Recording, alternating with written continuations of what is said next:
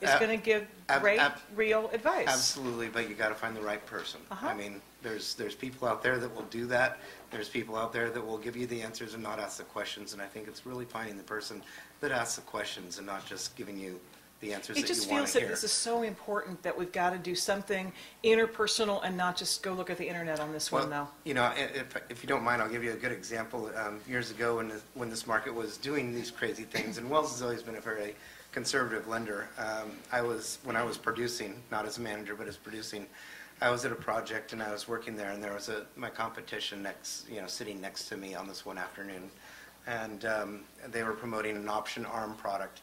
And at the end of the day, I was promoting a fully amortized principal and interest product that was, very safe, very secure, and whatnot. But the option arm product over here was being seen as, oh, I'm only going to pay 1% interest only, or 1% interest on this loan amount. Well, the consumer's looking at that dollar amount, and even though they're wanting to believe, they want to take this with them, this is what I can do. And at the end of the day, these are the types of products that have really gotten us into a lot of the trouble.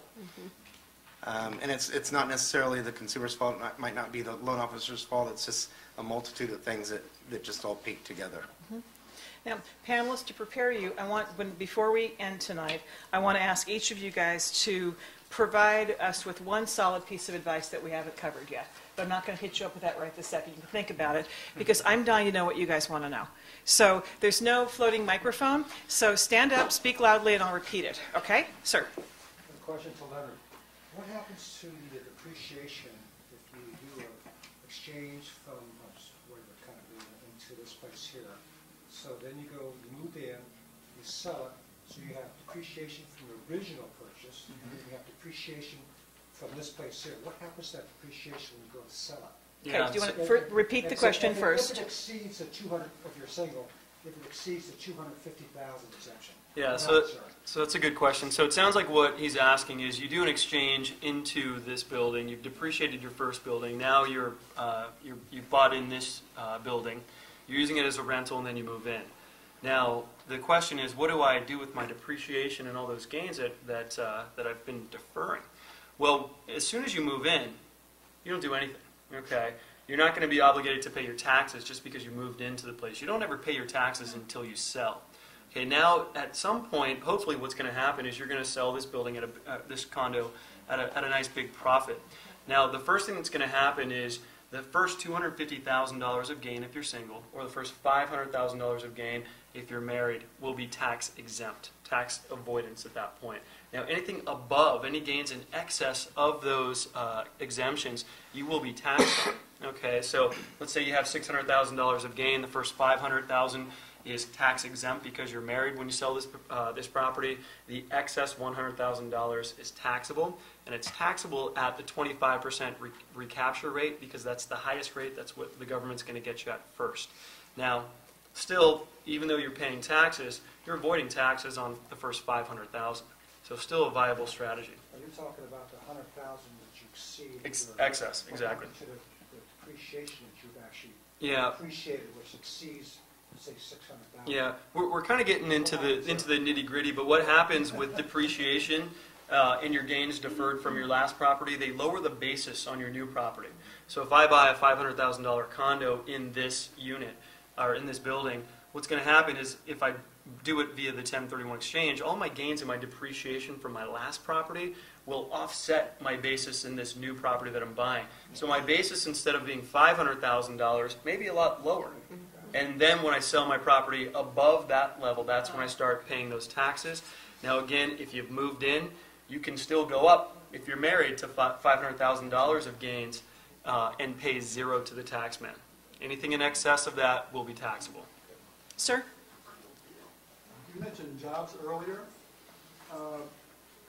My understanding that, and correct me if I'm not correct, we have service jobs and we have manufacturing jobs in the U.S. of A. It seems to me that the service jobs have gone up over the recent years and the manufacturing jobs have gone down. Is there any way that you know of to correct that? Well, I can just throw out that I think we're going to see new jobs being created in areas that we haven't seen before, like green technology and biotech. I've watched Silicon Valley for, many, many decades, and I've seen it reinvent itself. And so I think we're going to see a shift in the job distribution, but a lot of it's going to be headed towards, green technology and biotech. Sir? I have a question. It's regarding the 1031 exchange.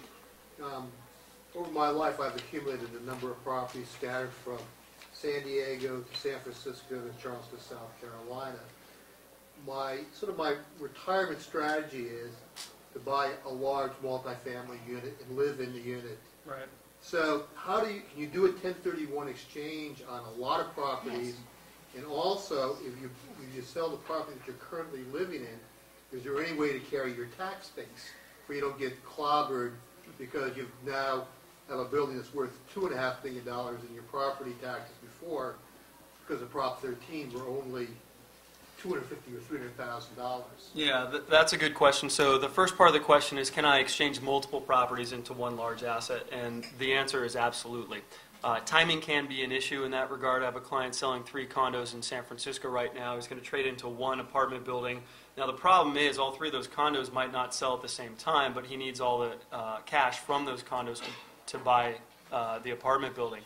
So there can be a timing issue. Of course, the way you fix that is you just keep lowering your price. But you absolutely can exchange into out of several properties into one, so you're aggregating all your wealth into one very large apartment building. Now, you're not going to be able to take your property tax basis with you on that. So you're going from a primary to an investment property that you maybe want to live in. You're not going to be able to take your property tax basis with you on that. Even the unit that, say, for example, you bought a fourplex and you sold 3 units and you're in the same county, can you carry your, if you're over 55, you can carry your tax base for your personal residence. Right. Can you carry 25% of it? You may be able to carry the 20 on just on the 25%, but on the other 3 units, you're not going to be able to. Okay. Yeah. Okay. Sir? It was mentioned that. So, in my mind, that's not possible because we wouldn't be funding transactions here unless we could get guaranteed replacement on the insurance policy. Yeah, the insurance replacement value is what it would cost if it was to get replaced, regardless of what condos are selling for. Okay. Sir? Banks are very tight-lipped on the ghost or phantom inventory. It's very difficult to get anything from them on what's going to happen with the increased foreclosures that are coming, in the pipeline, because many of the banks have been withholding their foreclosure because they get incentives from the Fed to do so. What is the inventory, the ghost inventory? Sure. How big is it? The inventory is very big, and yes, they are holding it, and I think they will continue to do that. I think there's a couple of reasons. One is there's also a situation where they allow people to live in these units sometimes for 18 months before they even start a default, because when they do not take it as a foreclosure, it's still an asset on the books.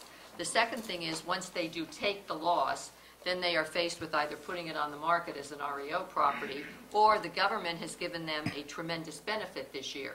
And the benefit is that they can take all the losses on their books this year and go back the prior 5 years now and basically take all of those profits against all the losses they have this year and get a tax refund.